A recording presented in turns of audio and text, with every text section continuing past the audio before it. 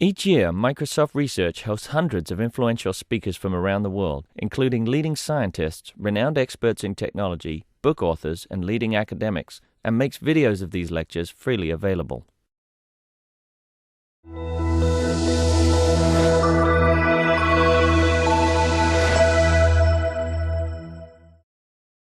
All right, so let's see here. It wasn't too long ago that every device that we owned was plugged into a wall. And whenever we wanted to do something, whenever we had some intent that required a computer's help, we had to go to the computer to get that help. Well, of course, that's not the case anymore. We've got computers in our pockets. We've got computers. In fact, literally, I have one in my pocket. I have this little thing called a Fitbit. Right? It tracks my running.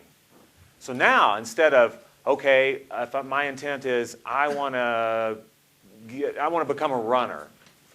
In the past, I would have to go to my computer, sit down, and break that into little tasks. Let's see, I'm going to need some shoes, and I'm going to need some gear, because I'm from Seattle, and you can't run unless you got the right gear. Have to need some gear, and then I have to find some trails or something to run on, paths to run, so I don't get bored. And then maybe when I get a little bit better, I'll sign up for a 5K. And then when I get even better, I might do a half marathon, et cetera, et cetera, et cetera. And then, of course, 6 months later, I'm going to need new shoes. I'm going to need all this stuff.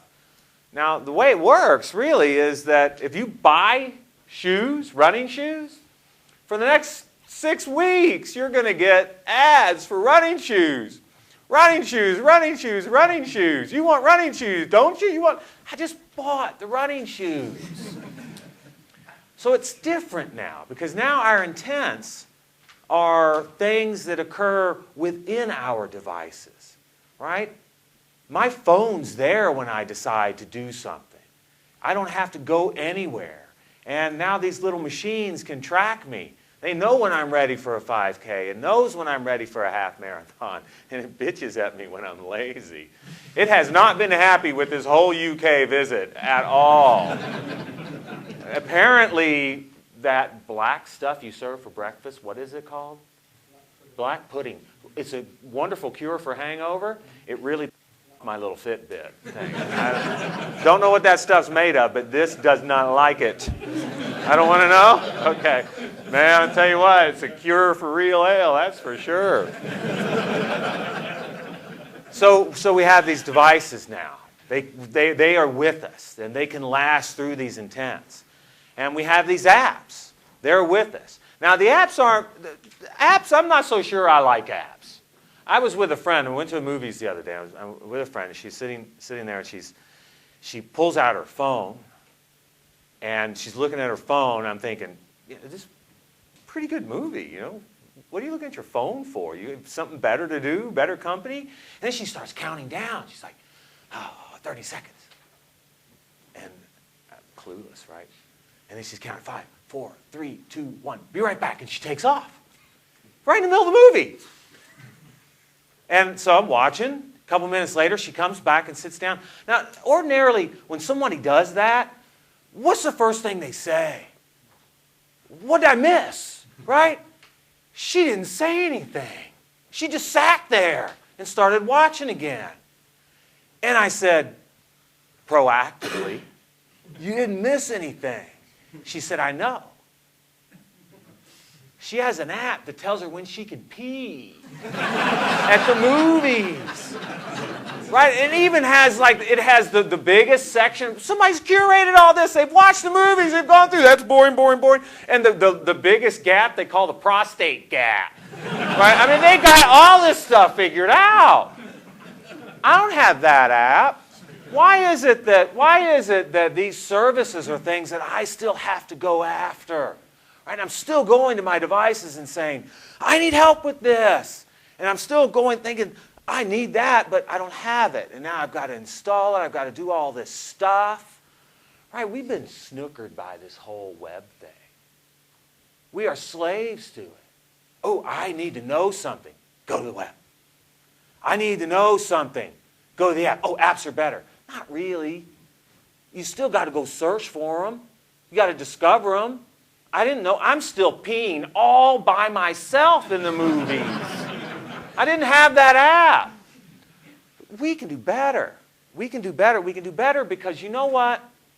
Now this is very much, I tried to make it random. I tried to pick an ecosystem that didn't begin with the letter A. That's what I did. And that's what I could come up with. We've been searching the web for a decade and a half. And when you search the web for a decade and a half, you find a bunch of You just do. That's the nature of being good at search. You find stuff. Right? And when you find stuff, you change your behavior. You lose your car keys. All right, you lose them once, it's a search problem.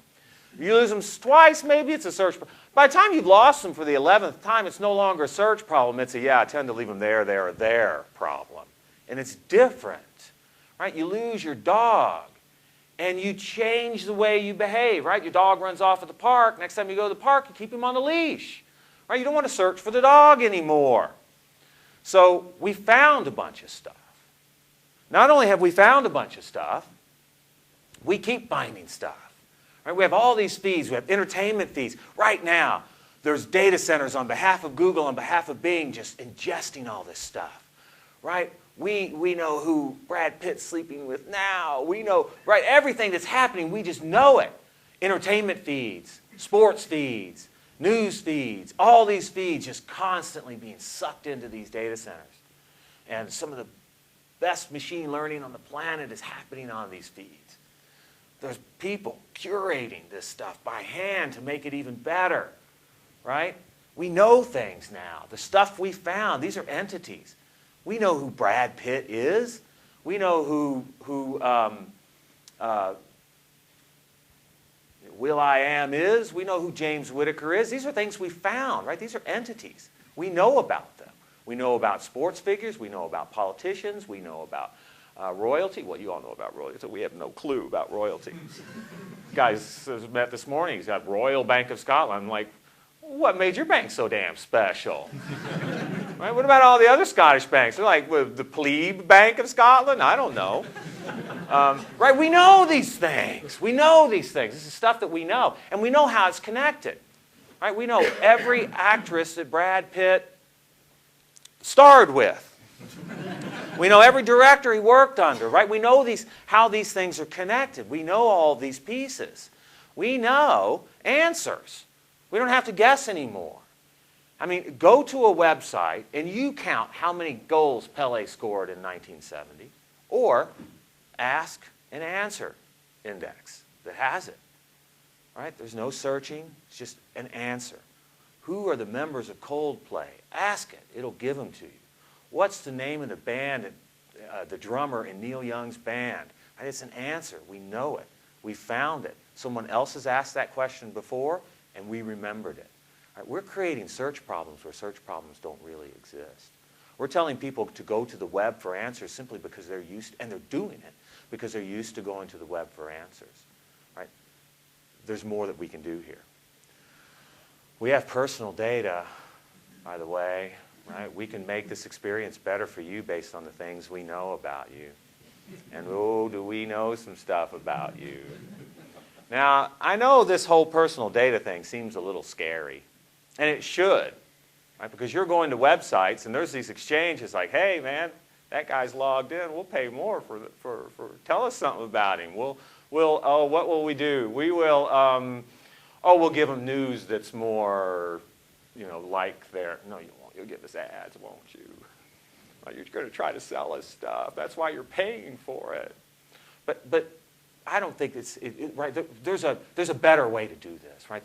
There's NSA creepy, and then there's Santa Claus creepy. Right? I mean, they're both creepy. Let's face it. I mean, this guy's watching you when you're sleeping. It doesn't get any creepier than that. But with Santa, worst case, lump of coal, that's not so bad, right? Free stuff, lump of coal, all right, I can handle that.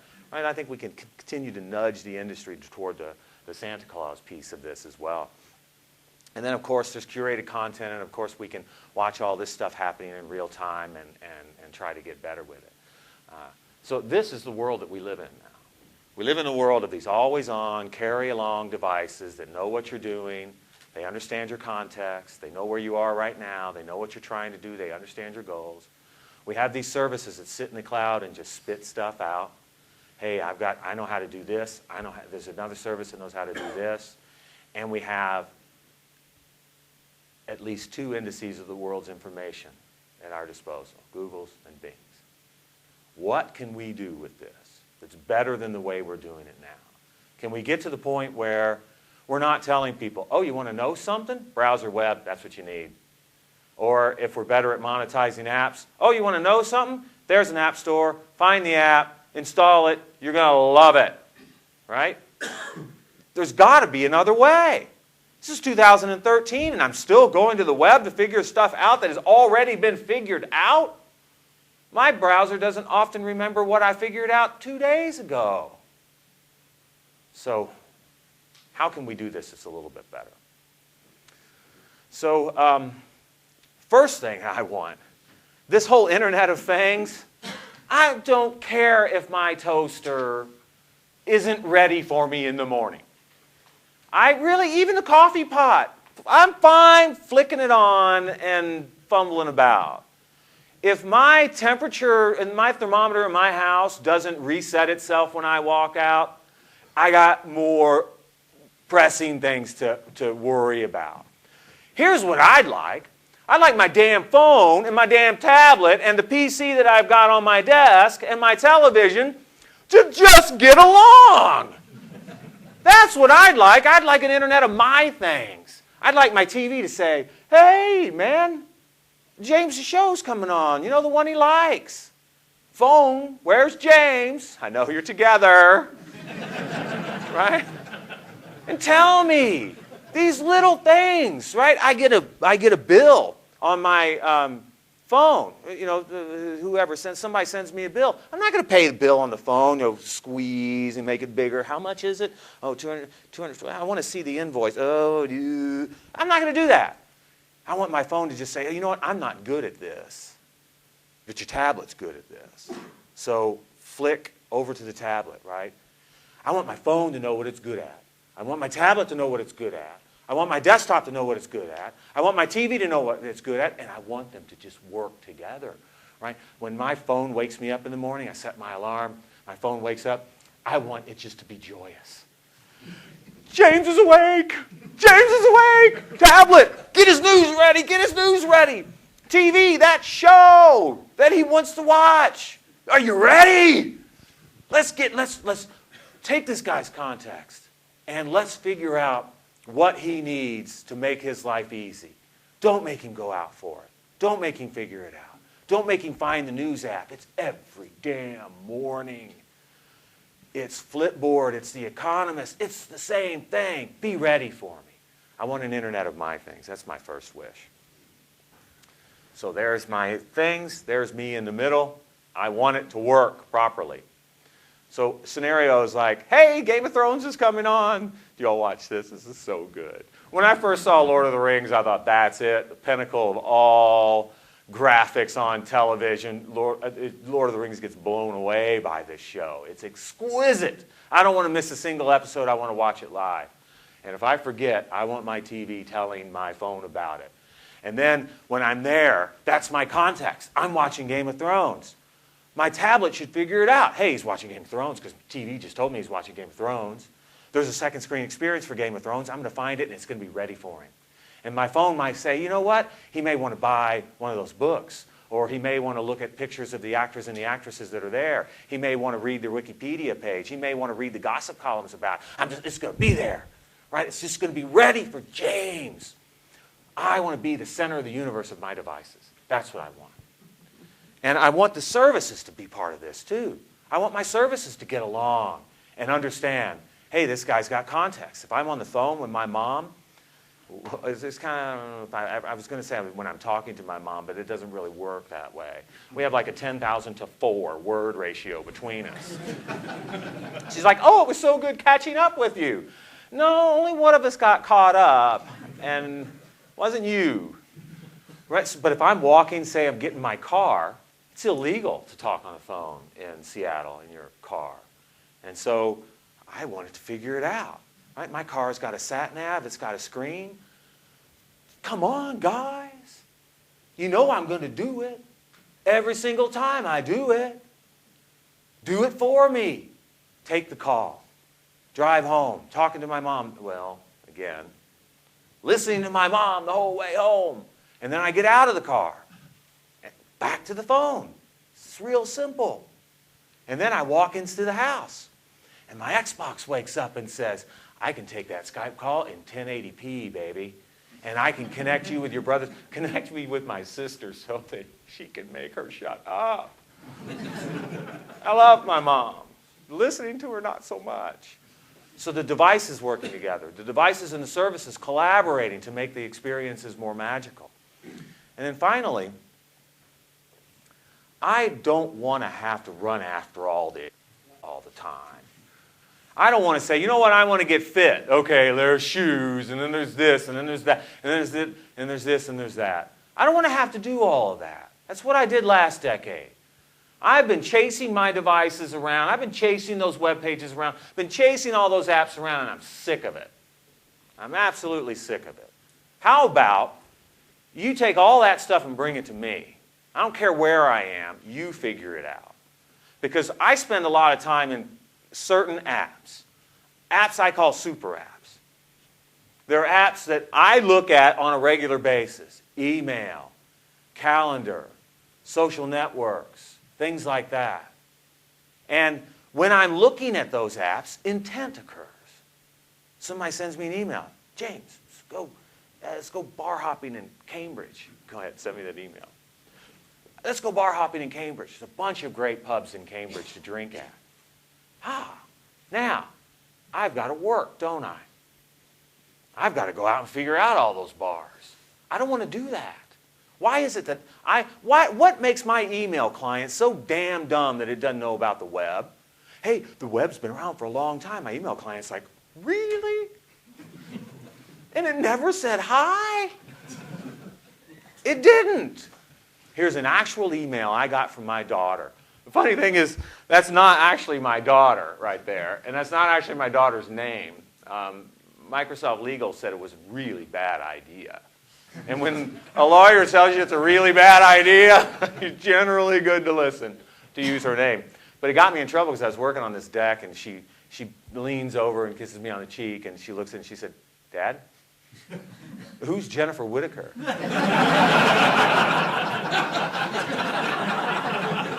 And then she gives me one of these, do you have something to tell us? So maybe it's not a good idea to listen to lawyers. But she sends me this email, right? And she says, Dad, this band's coming to town, Of Monsters and Men. She's a teenage girl, right? I'm in my 40s. And so that's kind of cool, right? My teenager wants to hang out with me. She wants to go listen to some music. But she's a teenager. I mean, what's the probability of her having decent taste in music? I'm thinking it's pretty small. And if it's one of those damn boy bands, right? Somebody named Justin. I don't want to hear that. I can't stand it, right? I couldn't go to a Justin Bieber concert if Jessica Alba sat next to me during it. And then Paramount Theater, I don't know. Seattle, right? Ever since we legalized marijuana, they turn all the red lights on. What is it about those two things? I thought it just made you hungry. There are places in downtown Seattle, I ain't going with my teenage daughter. No. I got work to do, don't I? I got to figure out if this band's something I can tolerate, so what's that? Off to the web. YouTube, maybe iTunes, listen to some of their music, maybe buy a little bit, listen. I got work to do. I don't want to have to do this work. I got to figure out where the Paramount Theater is, whether it's in one of those places. And I've got to figure out parking. She's a teenager. She's going to want to eat, right? This is a lot of work that I have to do here. Walking all over the place. I don't want to do it. So it turns out that that band and that venue and maps to park, those are things that have been found.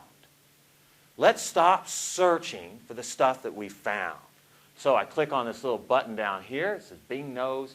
Click on it, and Bing says, yep, sure enough, I know something about this. Right? Remember when spell check and grammar check first came out, and it just underlined the word for you? Didn't do anything. It didn't, it's not in your face. It's just like, hey, man, you're an idiot, and I can help. and it can help. Right, so we click on Monster, the band, and I mean Monsters and Men. What kind of dumbass name of a band is that? I'm from Seattle. We name our bands Nirvana and Pearl Jam. Right, cool stuff. Of Monsters and Men? Sounds like a book I had to read in high school. But it turns out that this band is from Iceland. I mean, that's kind of cool. Who the hell's from Iceland? I mean, I know I'm an American kind of geography challenge, but seriously, I thought only elves lived there, right? Lothlorien's the capital? Rivendell is, no? All right, so I'm thinking Iceland, probably no Justins there. Then I read here that this is the stuff I would have found out on the web, right? This is the stuff we know. Why is it that browsers have a monopoly on the knowledge that's on the web? Why? Because we've allowed it. And so here it is. It's all there. I can even listen to their music. Listen to this woman's voice. There's even a guy singing with her who can't sing, and it still sounds good. And I'm listening to this, and this pride just washes over me. My teenage daughter has good taste in music. Can you believe this? And I go through it. You all know about this band. If this band ever comes anywhere near you, go see them. They won a 1,000-band competition called the European Battle of Bands. They are stunning. And my daughter wants to take me to well, technically she wants me to pay for it all. But come on, who's counting? So now, I want to go see this. Now I've got to worry about the venue. Is Paramount Theater in one of those places? So here is everything that Bing has found about Paramount Theater. And it's magazine quality, right? You page through it. You don't click through it. It's Flipboard type stuff here, right? It's a beautiful interface. I can buy tickets. I can look at what's playing. I can do everything from here. The web will let me do all this stuff. Now, my email client's going to let me do all this stuff. And any other super app I spend a lot of time in is going to let me do all of this stuff. So, I buy the tickets. I take my daughter. And by the way, this all goes to your calendar. I don't know if the rest of the world is like Microsoft or not, but Microsoft people go where their calendar is. Right? If my calendar tells me to go somewhere, I am going to go there. If my calendar doesn't tell me to be there, I'm not going to be there. And so it all gets copied to your calendar. You get to check traffic. You get to confirm your dinner reservation. You get a map. You know where you're going to park. Everything's right there. Right? So here's an intent that started in email and ordinarily would have gone to the web or gone to the App Store and then back to email to reply to my daughter and say, yes, we can go. It stayed in email the whole time. Right? This is an idea of a super app. Intent occurs, and intent is resolved in place. And we did go to this concert.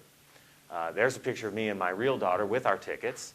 There's a picture of us standing outside the Paramount Theater waiting. Monsters and Men is the first one. And there's a picture of the band. So this is that angel who somehow Janis Joplin and Chrissie Hynde's vocal cords have been merged into this wonderful human being. And there is actually a real live elf right there.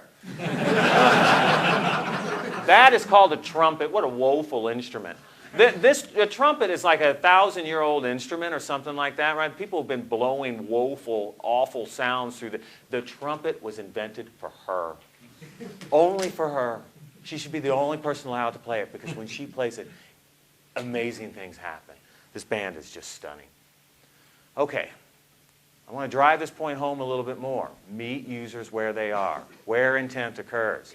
This is my friend Adam Sheldon's calendar. I took all the other stuff off. His girlfriend, wife, I don't know what she is. This is what she does to him. All of a sudden, something pops on his calendar that basically says, you're taking me out, right? That's it. Or you're taking me out. And now, he has to figure it out. Oh, God. I got to go off. I got to, research restaurants. I got to, what can I do to do? Right. There's off to the web, off to the App Store, just like we've trained users for a decade to do. Go off and do it. Not anymore. So now Adam knows that she likes live music. So he wrote an Outlook plugin to find live music. It's playing now, right? So he lives in San Francisco, and this is the interface. Here's everything that's playing tonight, or on that night, right? That night, during the times that his wife said she wants to go out. And there's maps to it. Now, his wife also often invites other people. So there's other people involved in this as well. And they're on the Schedule Plus as well. So you can page through here and say, all right, this is all the stuff. Now, this is better than the web, because it turns out that live music is one of those genres that people just don't even bother with the web anymore. I follow live music. I support a lot of local bands. I even have a sticker on my laptop that says, I love local music. My son's a musician. And most of them just have Facebook pages. They don't even bother with the web. The only reason I have a Facebook account is to follow bands, because they're not on the web and they're not anywhere else. They're in Twitter, they're in Facebook. So this is all those feeds. Everything that we can get about live music, we are ingesting. Bing knows it, and we deliver it where you want it. And in this case, where you want it is in Outlook. So he can page through this, and even if he gets to Thursday, if he doesn't like anything on the Wednesday night when she wants to go out, he can still select something on Thursday, and it just uses Outlook to change the date and email everybody. And it emails them, this is the band, this is a link to the show, this is a map to get there, everything you need. So all you have to do is pull your phone out and go, right? Why in the hell are we carrying these devices around if we have to keep using them to go to the web all the time? If every time we look at a map, it forgets we looked at the map and we have to look at it again. No more amnesia. No more monopoly of knowledge to the web. We're going to democratize knowledge. And we're going to make it come to us. Now, one more example, because this will make it all come home, and it also explains I think some of the most futuristic parts of this. Now, what if you have an intent that multiple people might be interested in? What if, say, you want to go out to dinner? And if you want to go out to dinner, there may be multiple restaurants that want you. I just quit Google and went back to Microsoft. And of course, I get a Windows phone because I'm a total company man. And a friend of mine who also quit and came back with me, totally unrelated, clung to his Android phone. And he and I are walking in downtown Bellevue. And I don't know if you've ever been to downtown Bellevue or not. It's where Gates, Ballmer, right, all the Microsoft executives, Amazon executives, Boeing executives. It reeks affluence and wealth. And we heard about this really great hamburger place. And we wanted to try it. They had a burger called the Dork. Now, working for Microsoft aside, I was attracted to this burger. It's a mixture of duck and pork. And we just wanted it, right? So we searched for burgers, Bellevue, whatever. I searched for it. And of course, I'm binging it because I'm on my Windows phone. And I look at it and it says, the first link, guess what the first link was? Guess. Burger King. Oh, yeah, right. Like Bellevue people are going to even tolerate a Burger King. And it was like 4 miles away. Of course, that's probably, any closer and they would have been destroyed. The people who cut the lawns in Bellevue don't go to Burger King. We ain't going to Burger King. So, of course, he's laughing that Android laugh, right? Pulls out his Android phone, which, of course, has Google. Enters the exact same search term. Guess what his first response was? First link. PageRank, right? No, not McDonald's. That would have been really funny. It was a really good burger place in New York City. So, of course, then I get to laugh. My Windows laugh at him. Totally useless. What in the hell's going on here? Here we are, two overemployed Microsoft employees willing to pay top dollar for a burger and a map to get there with a really lousy experience. What should have happened? What should have happened is my phone should have said, hey, all you burger makers in Bellevue, James is hungry. And he's got money in his pocket. Who wants him? I call this a spot market. There's value wanting to be consumed, and there's value providers out there wanting to connect with these people.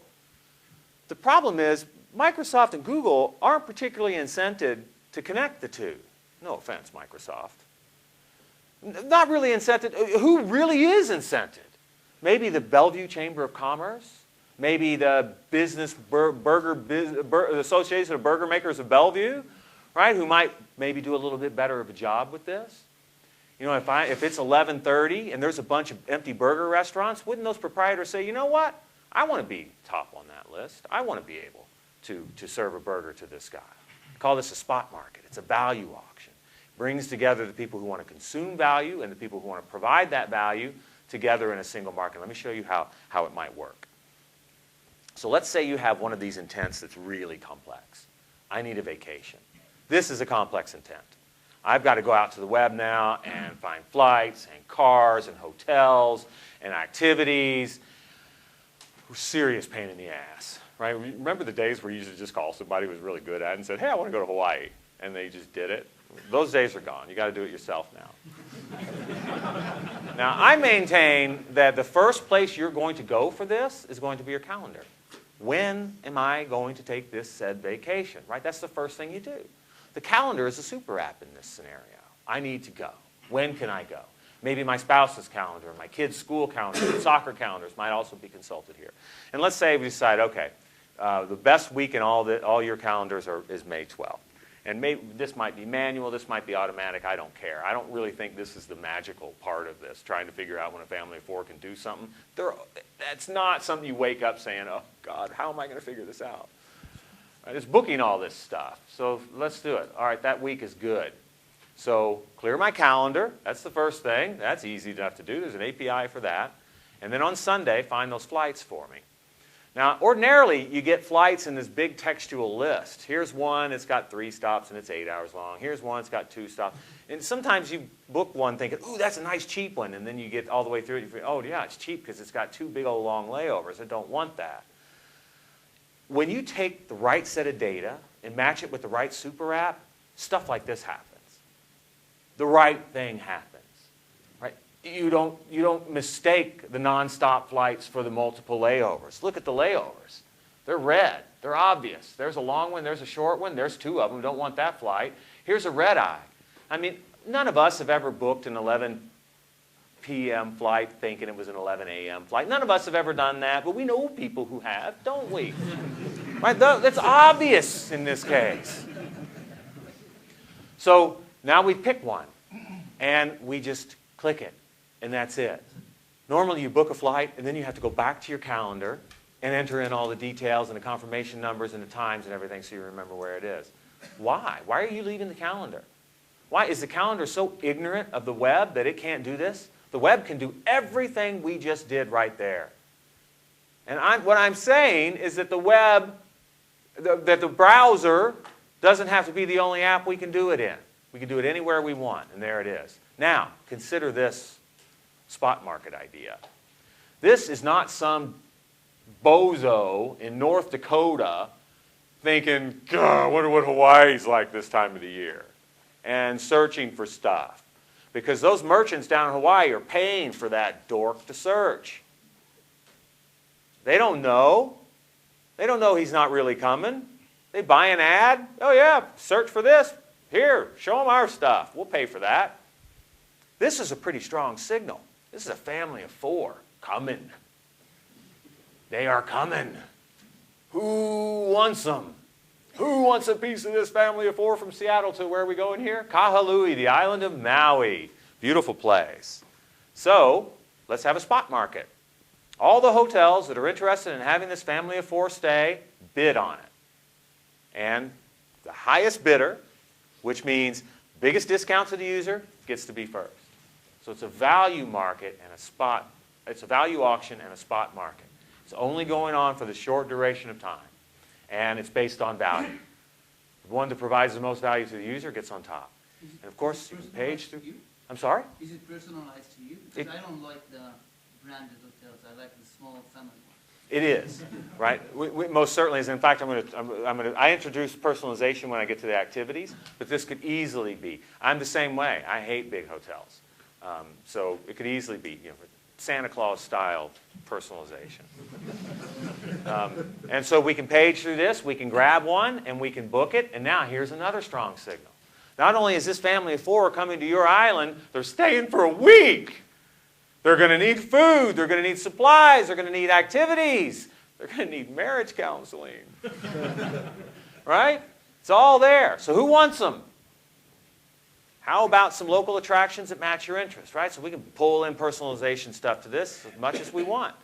And they can page through this, right? It's a magazine. They can flip through, and it's all one touch, and it's done. Right? We can do this now. We can book restaurant tables. We can book flights. We can book cars. But we're only doing it through a browser. Why? Why have we ceded the world's knowledge to a browser? I don't get it. We're freeing this now. This isn't going to happen anymore. So you can see how this goes, right? You just keep filling out your calendar. And the thing about a super app is, that's where the intent started. That's where the intent ultimately leads. So stay there. Don't go anywhere else. Now you've got a guide. I mean, we could even ingest the hotel's activities calendar right on top of yours. You ever done that? You ever been like with your little kids and you're walking across the pool deck at some cool hotel and there's this activity and every kid at the hotel is doing it except yours, right? Because you forgot to look at that paper calendar that we can solve all of this. This is not hard. Everything I'm asking is being done on the web now. It's just being done through a browser.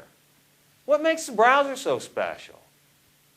Why not where the intent occurred? Well, how much intent occurs in a browser compared to a calendar, compared to email, compared to your social network? Now, I think there's 2 canvases that are particularly important, and a calendar is one of them.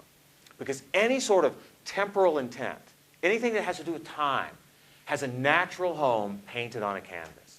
A map is another important canvas. Anything that has spatial intent, anything that has to do with where, has a perfect home painted on a map. So I think in the future, our lives are going to be built around these super apps. Of course, there's going to be a big battle for the big software companies to make super apps. Some super apps are going to be very temporary. They're going to pop up, they're going to be really popular, like games, and then they're going to die out quick.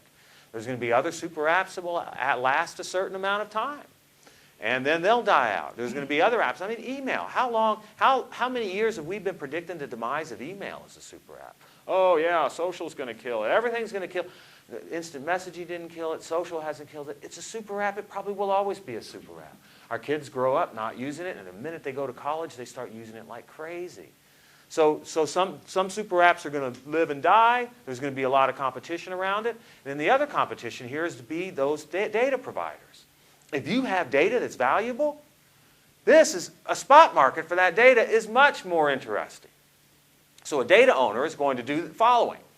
Here is our data. These are the sorts of intents that we want to be able to bid on. So whenever any of these super apps detect one of these intents, we want to know about it. We want to be part of that spot market. We want to be able to bid on that, on connecting with that person. All right, so my hamburger scenario, I would have loved to have had a spot market and had all those companies competing for my business. At 11:30, they may have been a little bit interested, $1 off or whatever. And at 12 o'clock, they're probably like, you know what, we're full. We don't want to be in this spot market at all. So wherever we end up, we don't care. At 2:30 in the afternoon, traffic's thin, maybe I'll bid more. I'm very interested in people and so there's a 20% off or buy one, get one free. So there's all sorts of flexibility in this. And then, of course, once we walk into that burger joint, we check in, and now we have a direct relationship with the value provider. Consumer to provider with no middleman. Middlemen have a harder time in this new world I'm trying to paint. But we have indexed the world's information. We have found stuff, and we're still pretending like we haven't. We're still searching for the same things we searched for yesterday and the day before, and we're still doing it in a browser. Find is better than search. Where you are, the app you're in, where your intent occurred, is better than a browser. That's my point. So, this is the way I want the world to work. There is no technological barrier at all to the future that I've just painted. It's easy. We're doing all of it now. We already have auctions. We already have the world's information indexed. We already have the answers indexed. We have the knowledge graphs. Let's start surfacing that knowledge where the user actually is instead of the browser where we've gotten used to sending them. So please read my blog on MSDN. Please follow me on Twitter.